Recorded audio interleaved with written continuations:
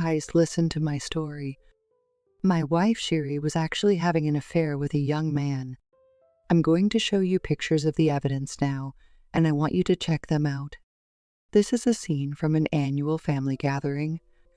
Suddenly, my husband, Neil, stood up and told everyone that I was having an affair. He handed out the photos to 15 relatives. The in-laws and other relatives checked the photos, and everyone had a puzzled look on their faces. Neil, what the hell is this all about? Certainly the picture shows Shiri and a young man in a suit, but still. Dad, it is what it looks like. Shiri was seeing a young man without telling me. That suit is a very expensive luxury brand, you know? Shiri was secretly meeting with a guy like that.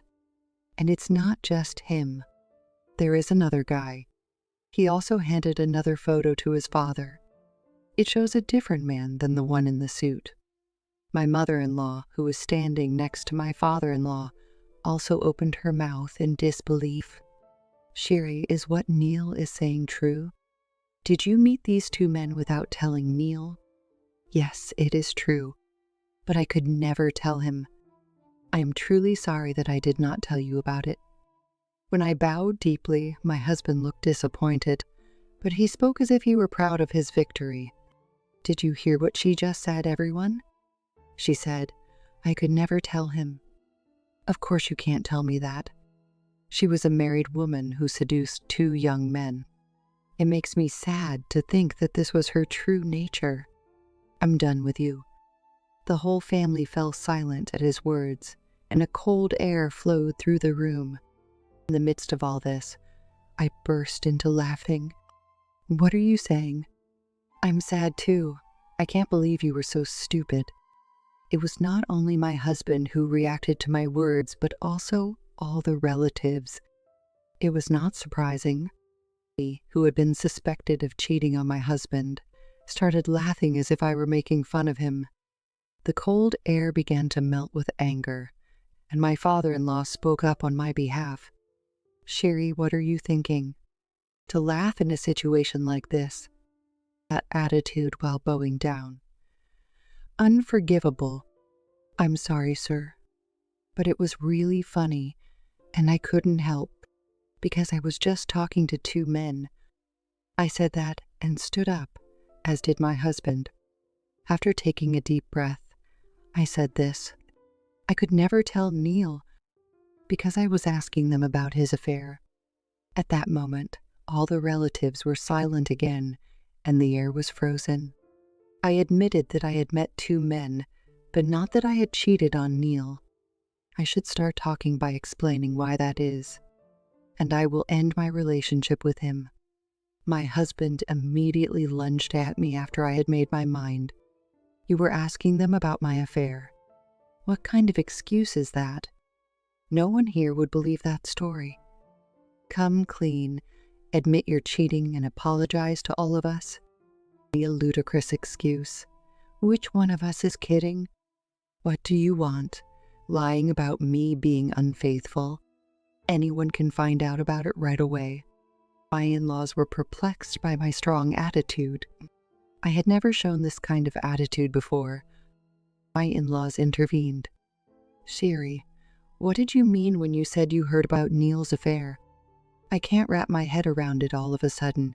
Explain what's going on. I'm just like him, Shiri. What the hell is going on? Stepfather, stepmother. I was actually going to talk to you later, when we have more time. I apologize for the sudden turn of events. I will explain everything step by step. The man in the suit I was meeting with was a lawyer. I was consulting with him about my husband's affair. At the mention of the word lawyer, my in-laws looked even more puzzled. I picked up one of the photos my husband had and pointed to the lawyer's badge on his suit. The photo barely showed the badge. About 6 months ago, Neil began to change. He'd never paid much attention to his appearance before, but one day he started buying brand-name products without telling me. Earlier he said this, that suit is from a very expensive luxury brand. I think that's what he learned as he started paying attention to his appearance.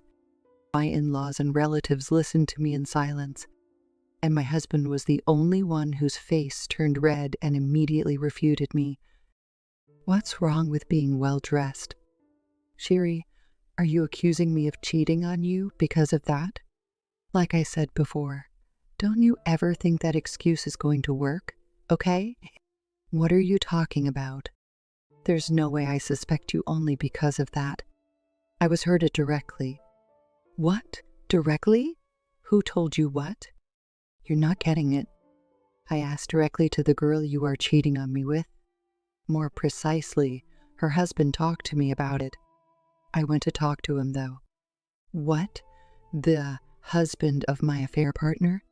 Here I turned to my in-laws again and continued my explanation, looking at the picture he handed to my father-in-law. About the other man in the suit. That's the husband of Ms. Neal's lover. Neal didn't know that I was friends with the husband of his girlfriend. Are you being for real? Is there such a coincidence? I find it so hard to believe. I couldn't believe it either. But when he asked me for advice about his cheating wife, Neal's name came up. His name is Jimmy. He is my friend, and also the husband of the girl my husband is cheating on me with. When I went to see Jimmy for something, Jimmy had also suspected his wife cheating on him for the past 6 months, and he discussed this with me. So, in cooperation with Jimmy, I decided to hire a private investigator to look into this affair. Then my husband, Neal's name came up along with evidence of Jimmy's wife's affair. Jimmy's wife has already admitted to cheating on him. What I found out was that my husband had falsely claimed to be single, so Jimmy's wife was seriously surprised to learn of my existence. Well, either way, the affair itself was unforgivable. Looking back, I took out an envelope that I had tucked away in my bag. I took out what's in there and distributed the evidence to my in-laws and relatives. Neal insisted that I was having an affair, but it's quite the opposite. He is the one who has been having an affair. That's why I couldn't stop laughing earlier. For his stupidity and an audacity of lying to my face, assuming I knew nothing about it. Do you all understand? He is really an idiot, because all he sees is the person he's cheating with, and he does this nonsense. My in-laws and relatives were shaking listening my words. Maybe it's anger, maybe it's disappointment, maybe it's both. The fact that he had not just cheated on his wife, but also tried to make her look bad. It should make sense why I would want to laugh. On top of that, my in-laws and relatives now realized that what he was doing was not funny at all. Evidence of the affair has already been gathered and his cheating partner has admitted the fact. My husband is the one who has to apologize to our relatives. The position has changed 180 degrees. However, the husband takes an unexpected action. I was the one having an affair, sure, but it wasn't my fault. It's all Shiri's fault. As I'm sure you all know, my wife and I have no children. The reason for this is that Shiri is infertile. A wife's job is to do the chores and to bear children, right? It's common knowledge, yet Shiri can't have children. That means Shiri is useless, right? So it's no wonder why I cheated on her. It's not my fault. At these words, the faces of my parents-in-law and other relatives became even more grim. My husband was right. We were childless. We had been married for about 3 years and had never been able to conceive a child. So I decided to undergo fertility treatment.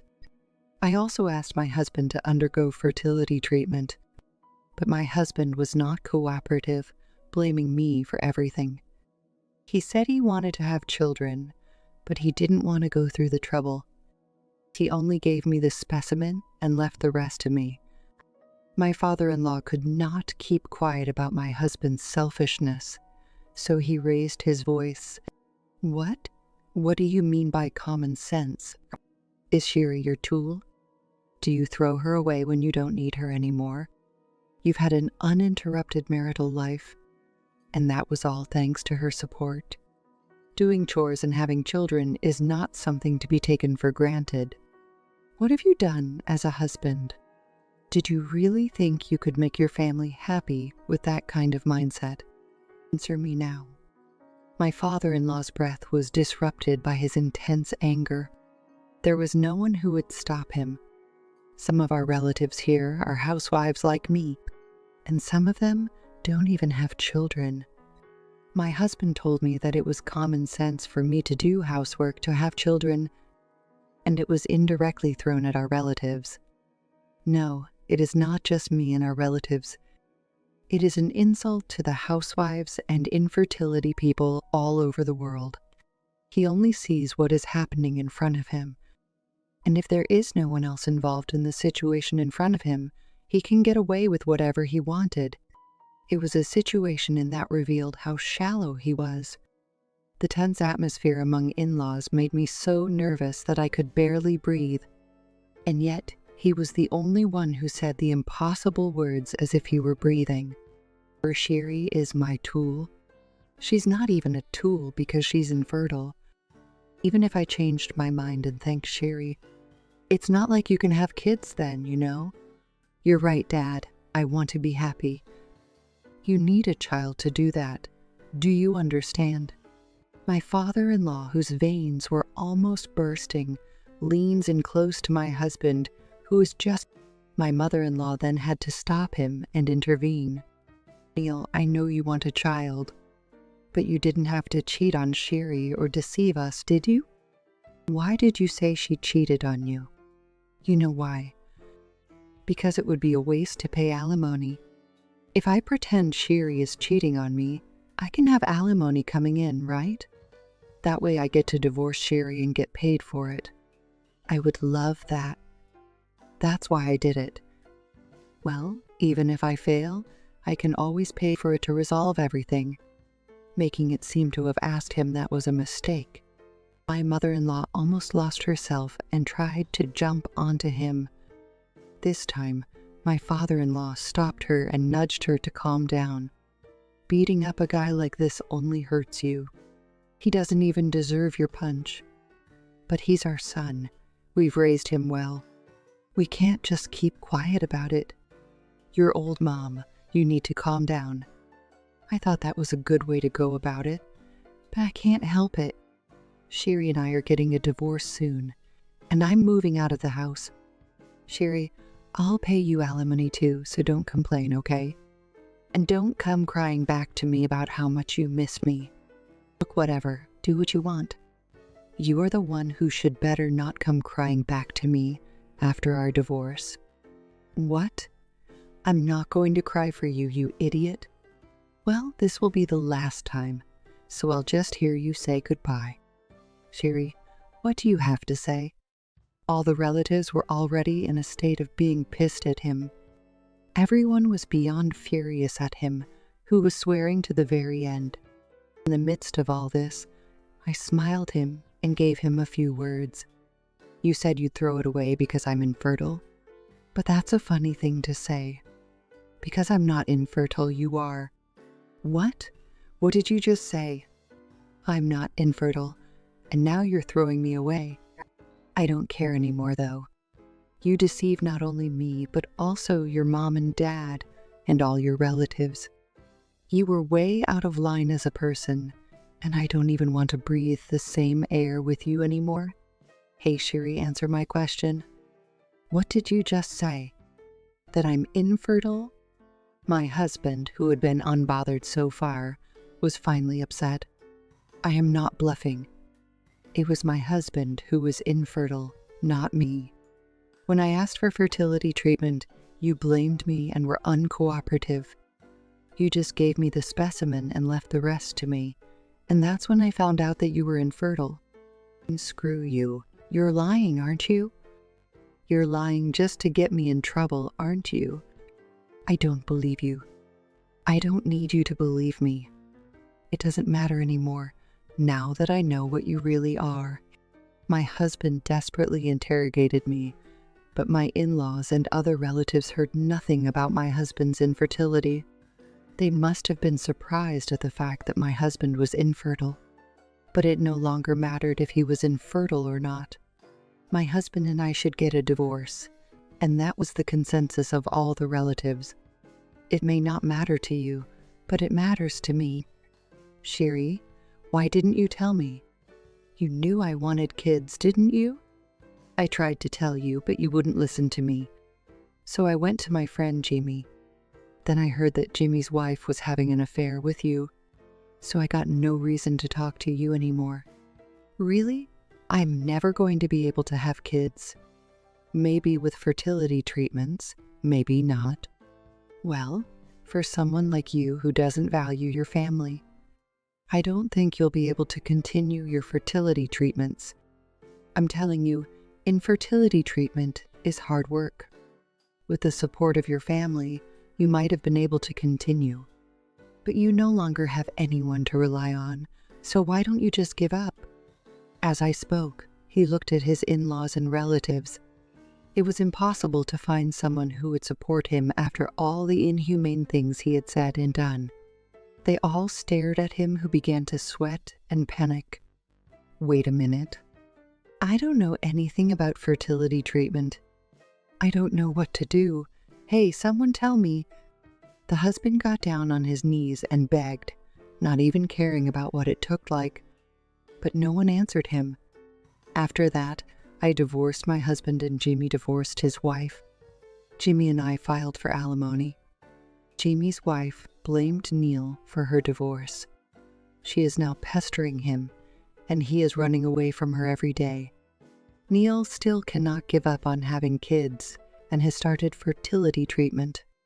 However, he had not found a marriage partner because of Jimmy's wife, and he contacted me to ask me to get back with him. Shiri, you are the only one for me after all. Have my baby for me. His email was something like that. After all, he only thinks of himself. At the beginning of our marriage, he used to say something like this. I dream of playing catch with my kids. I want to have a drink with them when they grow up. Maybe he truly meant this, but he assumed I was infertile and cheated on me to have a child, and intended to deceive our in-laws and other relatives. Why did he go to such an extent for the sake of our child? I don't know the reason, but I still wonder if he is capable of being a parent. Maybe there was some meaning to why my husband was infertile. Maybe God had taken away my husband's qualification to be a parent. That is what I thought. A few years later, I gave birth to a healthy baby girl. Sometime after my divorce, I got remarried. I was surprised myself because I honestly thought I might never get married again. My current husband also has a history of divorce, and he told me he was timid about getting married. But he said he wanted to start a new life with me. He supports me, and I support him. My daughter is growing up, and I am very happy. But I cannot take it for granted. I still believe that,